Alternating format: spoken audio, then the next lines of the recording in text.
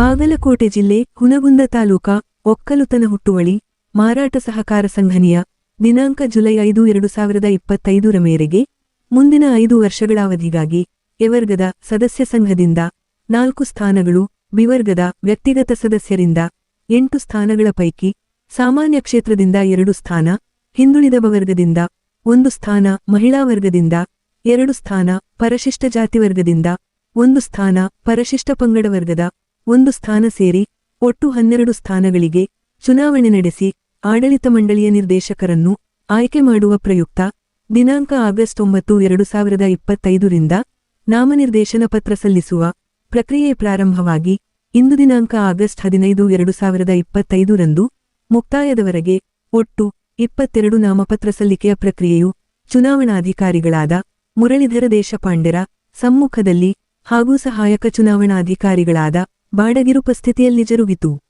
ಇಂದಿನ ನಾಮಪತ್ರ ಸಲ್ಲಿಕೆಯ ಕೊನೆಯ ದಿನದಂದು ಸಂಘದ ಹಿಂದಿನ ಅವಧಿಯ ಹಾಗೂ ಬದಲಾದ ಎಲ್ಲ ಅಭ್ಯರ್ಥಿಗಳು, ಕಾಂಗ್ರೆಸ್ ಪಕ್ಷದ ಹಿರಿಯ ಮುಖಂಡರು, ನಾಯಕರು, ಕಾರ್ಯಕರ್ತರ ಅಪಾರ ಬೆಂಬಲಿಗರೊಂದಿಗೆ ಕರ್ನಾಟಕ ವೀರಶೈವ ಲಿಂಗಾಯತ ಅಭಿವೃದ್ಧಿ ನಿಗಮದ ಅಧ್ಯಕ್ಷರು ಹಾಗೂ ಹುನಗುಂದ ಮತಕ್ಷೇತ್ರದ ಶಾಸಕ ವಿಜಯಾನಂದ್ ಎಸ್.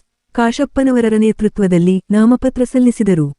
ಈ ನಾಮಪತ್ರ ಸಲ್ಲಿಕೆಯ ನಂತರ ಶಾಸಕ ಕಾಶಪ್ಪನವರರು ಸುದ್ದಿಗಾರರೊಂದಿಗೆ ಮಾತನಾಡಿ, ಕಳೆದ ಅವಧಿಯಲ್ಲಿ ಸಂಘಾಡಳಿತ ಮಂಡಳಿಗೆ ಕಾಂಗ್ರೆಸ್ ಪಕ್ಷದ ಬೆಂಬಲಿತ ಅಧ್ಯಕ್ಷರು, ಉಪಾಧ್ಯಕ್ಷರು ಹಾಗೂ ನಿರ್ದೇಶಕರಾಗಿ ಆಡಳಿತ ನಡೆಸಿದನ್ನು ಪ್ರಸ್ತಾಪಿಸಿದರು. ನಂತರ ಇಂದು ಪಿಕೆಪಿಎಸ್ನ 4 ಅಭ್ಯರ್ಥಿಗಳು ನಾಮಪತ್ರ ಸಲ್ಲಿಸಿದ್ದು, ಬಹುತೇಕ ವಿರೋಧವಾಗಿ ನಾಮಪತ್ರ ಸಲ್ಲಿಸದ ಕಾರಣ ಈ 4 ಅಭ್ಯರ್ಥಿಗಳು ಅವಿರೋಧಾಯ್ಕೆಯಾಗಿದ್ದಾರೆಂದು ಪ್ರಸ್ತಾಪಿಸಿದರು.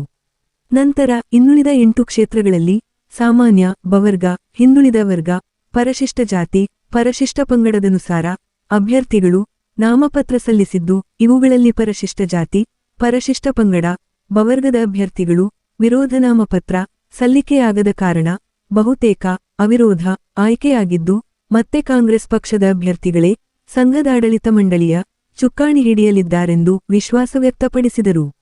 ನಂತರ ಲಿಂಗೈಕ್ಯ ಮಾಜಿ ಸಚಿವರಾದ ಎಸ್.ಆರ್. ಕಾಶಪ್ಪನವರರ ಕಾಲದಿಂದ ರೈತರ ಏಳಿಗಾಗಿ ಮತ್ತು ಅಭ್ಯುದಯಕ್ಕಾಗಿ ಸದಾ ಬೆನ್ನೆಲುಬಾಗಿ ನಿಂತು ಸಾಮಾಜಿಕ ನ್ಯಾಯ ದೊರಕಿಸುವ ಕೆಲಸವಾಗಿದೆ. ಹಾಗಾಗಿ ಅವರ ಮಾರ್ಗದರ್ಶನದಲ್ಲಿಯೇ ಬರುವ ಆಡಳಿತ ಮಂಡಳಿಯೂ ಸಹ ರೈತರ ಕಲ್ಯಾಣ ಕಾರ್ಯಗಳು ಕೈಗೊಳ್ಳುತ್ತದೆ ಎಂದು ವಿಶ್ವಾಸ ವ್ಯಕ್ತಪಡಿಸಿದರು. ನಂತರ ಮಾಧ್ಯಮ ಪ್ರತಿನಿಧಿಗಳು ಕೇಳಲಾದ ಪ್ರಶ್ನೆಗಳಿಗೆ ಉತ್ತರಿಸಿದರು. ಏತನ್ಮಧ್ಯೆ ಇಂದು ಬಿಜೆಪಿ ಪಕ್ಷದ ಬೆಂಬಲಿತ ಅಭ್ಯರ್ಥಿಗಳಾದ ಗುರುಬಸಪ್ಪ ದಾನೆಪ್ಪಕಂಟಿ, ಮಲ್ಲಿಕಾರ್ಜುನ ಚೂರಿರು ತಮ್ಮ ಬೆಂಬಲಿಗರೊಂದಿಗೆ ಹಾಗೂ ಪಕ್ಷೇತರ ಅಭ್ಯರ್ಥಿ ಗವಿಯಪ್ಪ ಶಂಕರಪ್ಪ ಹೆರೂರರು ತಮ್ಮ ಬೆಂಬಲಿಗರೊಂದಿಗೆ ನಾಮಪತ್ರ ಸಲ್ಲಿಸಿದರು. ನಂತರ ಚುನಾವಣಾಧಿಕಾರಿಗಳ ಸಮ್ಮುಖದಲ್ಲಿ ಸಹಾಯಕ ಚುನಾವಣಾಧಿಕಾರಿಗಳಾದ ಬಾಡಗಿರು ಸುದ್ದಿಗಾರರೊಂದಿಗೆ ಮಾತನಾಡಿ, ನಾಮಪತ್ರ ಸಲ್ಲಿಕೆ ಪ್ರಕ್ರಿಯೆ, ಪರಿಶೀಲನೆ, ಹಿಂಪಡೆಯುವಿಕೆ, ಚುನಾವಣೆ ಜರುಗುವ ಮತ್ತು ಫಲಿತಾಂಶವರೆಗಿನ ಚುನಾವಣಾ ಪ್ರಕ್ರಿಯೆಗಳ ಬಗ್ಗೆ ಪ್ರಸ್ತಾಪಿಸಿದರು. ನಂತರ 2 ಸಾಮಾನ್ಯ ಕ್ಷೇತ್ರಕ್ಕೆ 7 ನಾಮಪತ್ರ ಸಲ್ಲಿಕೆ, 1 ಬಿವರ್ಗ ಸ್ಥಾನಕ್ಕೆ 4 ನಾಮಪತ್ರಗಳ ಸಲ್ಲಿಕೆ, 2 ಮಹಿಳಾ ಕ್ಷೇತ್ರಕ್ಕೆ 3 ನಾಮಪತ್ರ ಸಲ್ಲಿಕೆ, 1 ಪರಿಶಿಷ್ಟ ಜಾತಿ ಸ್ಥಾನಕ್ಕೆ 3 ನಾಮಪತ್ರ ಸಲ್ಲಿಕೆ, 1 ಹಿಂದುಳಿದ ಮತ್ತು 1 ಬವರ್ಗವು ಅವಿರೋಧಾಯ್ಕೆ ಹಾಗೂ ಪಿಕೆಪಿಎಸ್ 4 ಅಭ್ಯರ್ಥಿಗಳು ಅವಿರೋಧಾಯ್ಕೆಯಾಗಿದ್ದಾರೆಂದು ಹಾಗೂ ಒಟ್ಟು 22 ನಾಮಪತ್ರಗಳು ಸಲ್ಲಿಕೆಯಾಗಿವೆ ಎಂದು ಘೋಷಿಸಿದರು. ನಂತರ ಮಾಧ್ಯಮ ಪ್ರತಿನಿಧಿಗಳು ಕೇಳಲಾದ ಪ್ರಶ್ನೆಗಳಿಗೆ ಉತ್ತರಿಸಿದರು. ಈ ಸಂದರ್ಭದಲ್ಲಿ ಸಂಘದ ವ್ಯವಸ್ಥಾಪಕರಾದ ಬಿಎಸ್ ಕುದರಿಮನಿರು ಉಪಸ್ಥಿತರಿದ್ದರು. Loknayak Kannada news bureau report Hungund. Hungund taluka ಒಕ್ಕಲ್ತನ ಮಾರುಕಟ್ಟೆ ಉತ್ಪಾದನೆ ಸಂಘದ ಒಂದು ಚುನಾವಣೆ ಇವತ್ತು ಕಳೆದ ಅವಧಿಯಲ್ಲಿ ಕೂಡ ನಮ್ಮ ಈ ಪಕ್ಷದ ಬೆಂಬಲಿತ ಆಡಳಿತ ಮಂಡಳಿಯ ಅಧ್ಯಕ್ಷರು, ನಿರ್ದೇಶಕರು ಕೂಡ ಇವತ್ತು ಅದರಂತೆ ಈ ಬಾರಿ ಚುನಾವಣೆಯಲ್ಲಿ ಕೂಡ ಬಹುತೇಕ ಈಗಾಗಲೇ ಸುಮಾರು 4 ಕೃಷಿ ಪತ್ತಿನ ಸಹಕಾರಿ ಸಂಘದಿಂದ ನಾಮಪತ್ರವನ್ನು ಇವತ್ತು ನಾವು ಸಲ್ಲಿಸಲಿದ್ದೇವೆ. ಮತ್ತು ಅದೇ ರೀತಿ ಇನ್ನು ಉಳಿದಂಥ 8 ಕ್ಷೇತ್ರಗಳು, ಅದು ಸಾಮಾನ್ಯ ಇರ್ಬೋದು, ಬವರ್ಗ ಇರ್ಬೋದು ಮತ್ತು ಹಿಂದುಳಿದ ವರ್ಗ ಇರ್ಬೋದು, ಪರಿಶಿಷ್ಟ ಜಾತಿ, ಪರಿಶಿಷ್ಟ ಪಂಗಡ ಒಳಗೊಂಡಂತೆ ನಾವು ಈಗಾಗಲೇ ನಮ್ಮ ಅಭ್ಯರ್ಥಿಗಳನ್ನು ನಾಮಪತ್ರವನ್ನು ಸಲ್ಲಿಸಿದ್ದೀವಿ. ಅದರಂತೆ ಬೇರೆಯವರು ಕೂಡ ಕೆಲವಷ್ಟು ಜನ ನಾಮಪತ್ರವನ್ನು ಕೊಟ್ಟಿದ್ದಾರೆ. ಬಹುತೇಕ ನೋಡೋಣ, ಚುನಾವಣೆ ಇವತ್ತು ಪ್ರಕ್ರಿಯೆ ಪ್ರಾರಂಭ ಆಗಿದೆ. ಇವತ್ತು ಕೊನೆಯ ದಿನಾಂಕ ಮತದಾನವನ್ನು. ಇವತ್ತೇನು ಎಷ್ಟನೇ ತಾರೀಕು? 23ನೇ ತಾರೀಕು ಮತದಾನ ಇದೆ. ಬಹುತೇಕ ನಮಗೆ ವಿಶ್ವಾಸ ಇದೆ ಮತ್ತೆ ನಮ್ಮ ಕಾಂಗ್ರೆಸ್ ಪಕ್ಷದ ಬೆಂಬಲದ ಒಂದು ಅಭ್ಯರ್ಥಿಗಳೇ ಗೆಲುವು ಆಗುತ್ತೆ. ಈಗ ಬಹುತೇಕ ಕೃಷಿ ಪತ್ತಿನ ಸಹಕಾರಿ ಸಂಘದ ಯಾವ ನಾಮಪತ್ರ ಕೂಡ ಬಂದಿಲ್ಲ. 4 ಕ್ಷೇತ್ರಗಳಿಗೆ ಈಗಾಗಲೇ ನಾವು ಅಭ್ಯರ್ಥಿಯನ್ನ ನಾಮಪತ್ರವನ್ನು ಸಲ್ಲಿಸಿದ್ವಿ. ಆ 4 ಇವತ್ತು ಅವಿರೋಧ ಆಗ್ತವೆ. ಮತ್ತು ಪರಿಶಿಷ್ಟ ಜಾತಿ, ಪರಿಶಿಷ್ಟ ಪಂಗಡ ಮತ್ತು ಬ ವರ್ಗ ಬಹುತೇಕ ಅದು ಕೂಡ ಯಾರು ಕೂಡ ಅದರ ವಿರುದ್ಧ ನಾಮಪತ್ರವನ್ನು ಸಲ್ಲಿಸಿಲ್ಲ. ಅವು ಕೂಡ ಅವಿರೋಧ ಆಗುವಂಥ ಸಾಧ್ಯತೆಗಳು ಇವತ್ತು ಕಂಡು ಬಂದಿವೆ. ಈ ಬರುವ ಮುಂದಿನ ಚುನಾವಣೆಯಲ್ಲಿ ನೋಡ್ತೀವಿ. ಇನ್ನು ನಾಳೆ ಪರಿಶೀಲನೆ ಇದೆ, ನಾಳೆ ಹಿಂಪಡೆಯುವಂಥದ್ದಿದೆ. ನಮ್ಮವರೇ ಇದ್ದಾರೆ ಎಲ್ಲರೂ ಸಾಮಾನ್ಯವಾಗಿ. ನೋಡೋಣ, ಏನಾದರೂ ಮಾಡಿ ಹೊಂದಾಣಿಕೆ ಮಾಡಿ ಸಂಪೂರ್ಣವಾಗಿ ಇವತ್ತು ಮತ್ತೆ ಆಡಳಿತ ನಮ್ಮ ತೆಕ್ಕೆಗೆ ತೆಗೆದುಕೊಳ್ತೀವಿ. ಏನು ರೈತರಿಗೆ ಅನುಕೂಲ ಆಗಬೇಕು ಇದರಿಂದ. ಯಾಕಂದರೆ ಇದು ರೈತರಿಗೋಸ್ಕರ ಇರುವಂಥ ಒಂದು ಸಂಘ. ಈ ಸಂಘ ವಿಶೇಷವಾಗಿ ರೈತರಿಗೆ ಒಂದು ಬೆನ್ನೆಲುಬಾಗಿ ಕೆಲಸವನ್ನು ನಮ್ಮ ತಾಲೂಕಿನಲ್ಲಿ ನಮ್ಮ ತಂದೆಯವರ ಕಾಲದಿಂದ ಮಾಡ್ತಾ ಬಂದಿದೆ.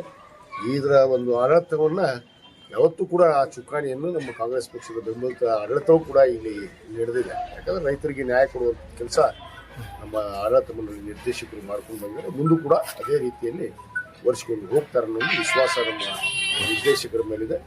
ಈ ಚುನಾವಣೆಯಲ್ಲಿ ನಿಂತ ಅಭ್ಯರ್ಥಿಗಳಿಗೆ ನಾನು ಅವರಿಗೆ ಎಲ್ಲರಿಗೂ ಶುಭವನ್ನು ಕೋರ್ತೇನೆ.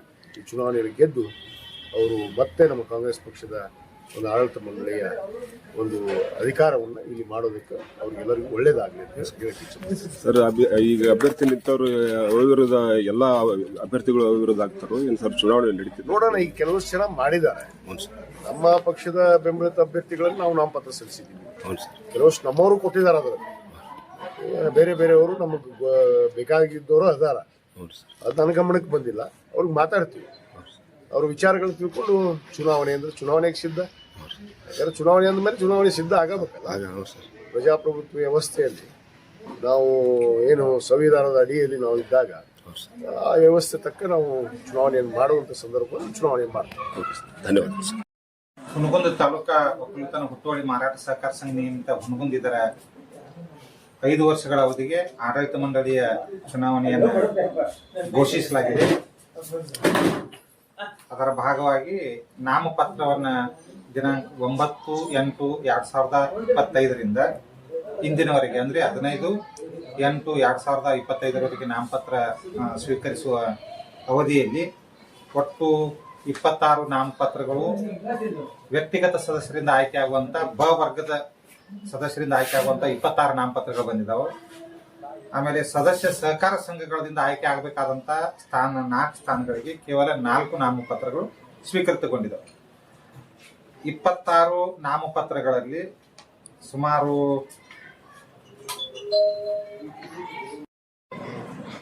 8 ಜನರು 2 ಸರಿ ನಾಮಪತ್ರಗಳನ್ನ ಕೊಟ್ಟಿದ್ದಾರೆ. ವ್ಯಕ್ತಿಗತ ಸದಸ್ಯರಿಂದ ಆಯ್ಕೆ ಆಗಬೇಕಾದಂತ ಸ್ಥಾನಗಳಲ್ಲಿ ಸಾಮಾನ್ಯ 2 ಆಯ್ಕೆ ಆಗಬೇಕು. ಅದಕ್ಕೆ 7 ನಾಮಪತ್ರಗಳು ಬಂದಿದ್ದಾವೆ. ಮಹಿಳಾ ಕ್ಷೇತ್ರದಿಂದ 2 ಆಯ್ಕೆ ಆಗಬೇಕಾಗಿತ್ತು, 3 ನಾಮಪತ್ರಗಳು ಬಂದಿದ್ದಾವೆ. ಆಮೇಲೆ ಹಿಂದುಳಿದ ಅ ವರ್ಗದ ಕ್ಷೇತ್ರದಿಂದ 1 ಆಯ್ಕೆ ಆಗಬೇಕು. ಅದಕ್ಕೆ ಹಿಂದುಳಿದ ವರ್ಗದ ಕ್ಷೇತ್ರಕ್ಕೆ 3 ನಾಮಪತ್ರಗಳು ಸ್ವೀಕೃತಗೊಂಡಿದ್ದಾವೆ. ಆಮೇಲೆ ಹಿಂದುಳಿದ ವರ್ಗ ಬ ಕ್ಷೇತ್ರದಿಂದ 1 ಆಯ್ಕೆ ಆಗಬೇಕಾಗಿತ್ತು, 1 ನಾಮಪತ್ರ ಬಂದಿದೆ. ಪರಿಶಿಷ್ಟ ಜಾತಿ ವರ್ಗದಿಂದ ಆಯ್ಕೆ ಆಗಬೇಕಾದಂತ 1 ಸ್ಥಾನಕ್ಕೆ 3 ನಾಮಪತ್ರಗಳು ಬಂದಿದ್ದಾವೆ. ಪರಿಶಿಷ್ಟ ಪಂಗಡ ಕ್ಷೇತ್ರದಿಂದ 1 ಸ್ಥಾನ ಆಯ್ಕೆ ಆಗಬೇಕು, ಅದಕ್ಕೆ 1 ನಾಮಪತ್ರ ಬಂದಿದೆ. ಇಲ್ಲಿ ಹಿಂದುಳಿದ ಬ ವರ್ಗ ಮತ್ತು ಪರಿಶಿಷ್ಟ ಪಂಗಡ ಕ್ಷೇತ್ರಕ್ಕೆ ಎಷ್ಟು ಬರಬೇಕಾಗಿತ್ತು ಅಷ್ಟೇ ನಾಮಪತ್ರಗಳಂದ್ರೆ 1 ನಾಮಪತ್ರ ಬಂದಿದ್ದರಿಂದ ಅವು ಆಲ್ಮೋಸ್ಟ್ ಅವಿರೋಧವಾಗಿ ಆಯ್ಕೆ ಆದಂತೆ ಆಗಿದೆ. ಆಮೇಲೆ ಎ ವರ್ಗದ ಸದಸ್ಯ ಸಹಕಾರ ಸಂಘಗಳಿಂದ ಆಯ್ಕೆ ಆಗಬೇಕಾದಂತ 4 ಸ್ಥಾನಗಳಿಗೆ 4 ನಾಮಪತ್ರಗಳು ಬಂದಿರೋದ್ರಿಂದ 4 ಅವು ಅವಿರೋಧ ಆದಂತಾಗಿದೆ. ಆಮೇಲೆ ನಾಳೆ ದಿವಸ ಅಂದ್ರೆ ದಿನಾಂಕ 16/8/2025 ನಾಮಪತ್ರಗಳ ಪರಿಶೀಲನೆ ಜರುಗುತ್ತೈತಿ. ಆಮೇಲೆ 17ನೇ ತಾರೀಕಿನ ದಿವಸ ಮಧ್ಯಾಹ್ನ 3 ಗಂಟೆವರೆಗೆ ನಾಮಪತ್ರವನ್ನು ವಾಪಸ್ ಪಡೆಯುವಂತ ಪ್ರಕ್ರಿಯೆ ಕೊನೆಯ ಟೈಮ್ ಆಗಿರುತ್ತದೆ. ಅದರ ನಂತರ ನಾವು ಚಿಹ್ನೆಗಳ ಹಂಚಿಕೆಯನ್ನು ಮಾಡ್ತೀವಿ. ಆಯ್ಕೆ ಆಗಬೇಕಾದ ಸ್ಥಾನಗಳಿಗಿಂತ ಹೆಚ್ಚಿಗೆ ನಾಮಪತ್ರಗಳು ಉಳಿದಲ್ಲಿ ಚಿಹ್ನೆಗಳನ್ನು ಹಂಚಿಕೆ ಮಾಡಿ ನೋಟಿಸ್ ಬೋರ್ಡ್ಗೆ ಅಂಟಿಸಲಾಗ್ತೈತಿ. ಆಮೇಲೆ ದಿನಾಂಕ 23/8/2025 ಕೇಂದ್ರ ಶಾಲೆ, ಸರ್ಕಾರಿ ಕೇಂದ್ರ ಶಾಲೆಯಲ್ಲಿ ಮತದಾನದ ಪ್ರಕ್ರಿಯೆ ನಡೀತದೆ.